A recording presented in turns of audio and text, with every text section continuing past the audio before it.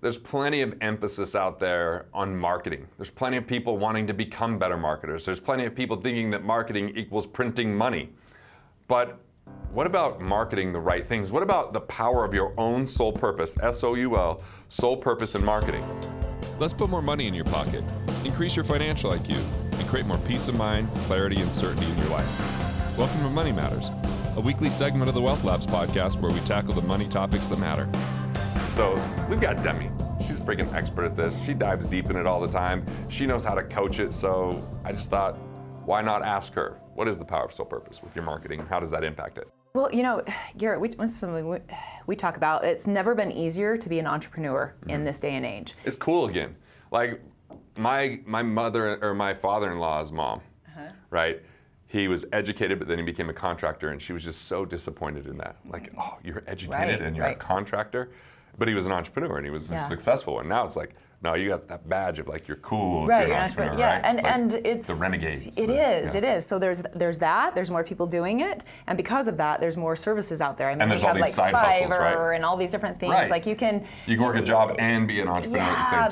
There's so there's more people doing it. There's with Amazon, different businesses are making it possible for people to step into entrepreneurship. So never been easier. And there's never been more competition. So you got to stand out. And there's so many voices now in marketing and so many people actually saying the same thing. And so how do you stand out? You gotta be your unique person, and that's your sole purpose. Right, it's gonna be more authentic and congruent, and it's gonna be less effort than trying to mimic or, hey, this worked for someone else, I'll say it, but it isn't how I would say it, and then you can feel that. You can sense that as a customer. Yeah, and you need to find your people. So even though I do I do soul purpose coaching, I also have women's groups. If I just market to like women in general, it's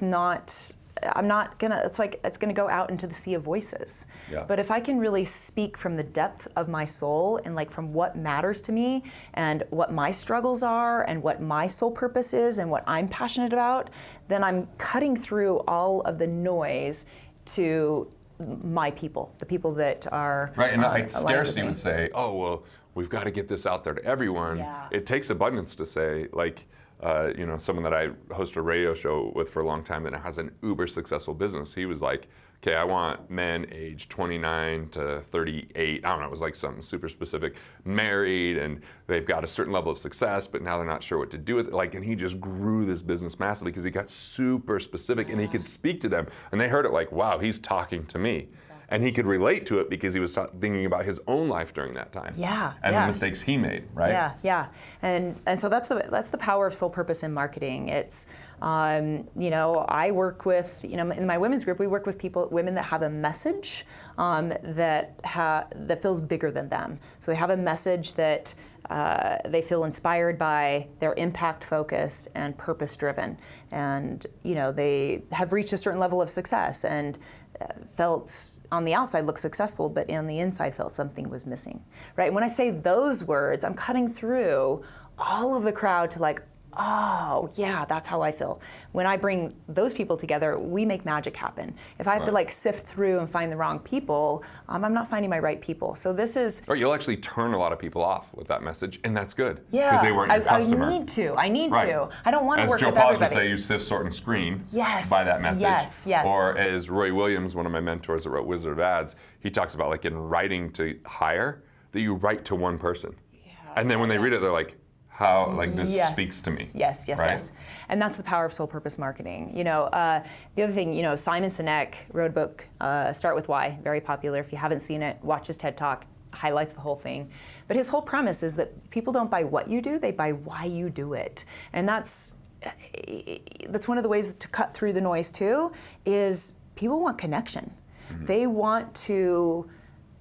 I know when I'm looking for somebody that I want to hire to work on my website or help me with, my book and all, it's like I want to find somebody who I feel like gets me. Right, it's funny, like when we hired a nanny, my wife was like, I want someone that loves the kids. That was like her number one requirement, like want them to love the kids. Yeah, right? Like we want to feel good about that relationship that we're working with, and we want it to be easy. We want to feel like, cutting through all the noise, you can have decision overload. Yeah, even think about like, so, we can share how much you're comfortable sharing here, but I'll kind of lead it and then you can go deeper. But like, so you work with Wealth Factory, right? And so you're the wealth engineer, and so you delve a lot into the like what and why behind everything, and the big picture and where the obstacles are. And so we used to have you speak at our Wealth Acceleration workshops, but you were speaking on the content I created. And it was like, you didn't get the glowing reviews really, right? Yeah. Because you're speaking on someone else's stuff. Yeah. So when you came to me and you said, I want to host these soul purpose workshops, I didn't give you any content. I just said, great. Yep. You do it your way, and then you sent me all your reviews because they were completely different because it was your purpose coming out, your ability coming out, right? It wasn't you trying to match my voice or do it how I would do it or have that double thinking going on, right? It was just like, I don't know what you did, but all I know is I went to Indianapolis at one of our clients. I was speaking and she showed up. She goes, "Where's Demi?" And I'm like, well, I'm speaking. She's like, "Oh." Like, it was the most disappointed look I'd ever seen. We ended up doing it. She She's stayed my people, and that's it why. worked all right. But like, she'd been to your workshop and had this transformational experience in her marriage and overcoming some obstacles. But it was the work that you did based upon who you are, based upon your soul purpose, not the work that I do that you're trying to fit into. Yeah. And that's, and so marketing is on that same thing as, that was kind of on the workshop level. Like, I got to speak more authentically from my, and I feel like I remember one of the events that I spoke at, and I was looking out at the crowd, and I was like, wow, they're all like have these blank stares, and I'm not connecting to them. And I drove home very frustrated that day. And I was like, what is it I want to do? And I was like, here's how I want to say it. This is what I want to do. And I got really clear that day because speaking inauthentically doesn't feel good to me. And when you speak authentically, that's being able to speak from your soul purpose. And so whether I do it in a workshop, the workshops are going to be better. And when you can start to do it in your marketing and speak out in the sea of all the voices, that's when, there's tons of people doing videos on YouTube and social media. And how do you cut through to be heard? Right, and I think part of the reason why people don't do this and they try to hire it out is because they think that they're not good at it, because they're not perfect at it. It's not their normal everyday skill set. But when I wrote Killing Sacred Cows, to say I wrote it, Stephen Palmer did the writing, I just did the speaking. Yeah. And when I did the audiobook, it was more Stephen's voice in a lot of places than it was my voice, because he's read a lot more books. He's got a bigger vocabulary. He thinks about things in a different sequential way than I do. And then, when I wrote, Win Then Play, and he did some work with me, is a lot of that is my voice, and I wasn't worried about making it perfect because I know I have an editing team behind me. Yeah. If I could just get it 80% of the way there, and I actually became a much better writer in that, because the walls kind of were broken down where I wasn't trying to do it all right from the beginning. I just said, I don't consider myself a copywriter, but if I could just get 80% to our writers, then they can massage it where I maybe didn't totally connect. But if I just have them start, it's not going to sound like me, right? I like to get on the call. I like to talk about it the way I talk about it. I like to give feedback. And so in Wealth Factory, when I'm involved in the writing process, it's from me. When I'm not, it's from builders. We're just really authentic about that. Yeah, and that actually speaks to another really important point about crafting. Everybody wants to know what their why statement is. What's my why? What's my why? There's since Simon Sinek's book, there was a big hype about that, and I accidentally discovered this process in working with some of our members here, that it works brilliant to work with somebody else. And because what Simon talks about too is that your why is connected to the limbic part of your brain, your emotions. So very often, if somebody were to ask you, you're too close to it. Well, and you've done a lot of work on this, so it's not for you, but if, most people, when they're asked, why do you do what you do, or what are you most passionate about, they can feel it so much more powerfully than they can articulate it, and there's a biological reason for that. Because when you are connected to what you're most passionate about, and I've experienced this, I was just telling you, sometimes I step on a stage and I'm really excited to share what I'm most passionate about, and I feel oh, my words, where are they? Because what's fired up is my emotional limbic brain, and what's dormant is the cognitive brain, where I have access to my words and articulation. Right. So what I started doing with clients is I'll do an interview process, interviewing their limbic, and then I'll work cognitively, crafting kind of a template statement for them and read it back to them, and they are just blown away. I've had speakers even who've like said and say, I've worked on this for, Michael Boaz was one. He's like, I've worked on this for 2 years. I've gone to workshops and I've never gotten close because he's always been trying to work on it himself. Right. He hasn't had somebody else kind of mirror back to him.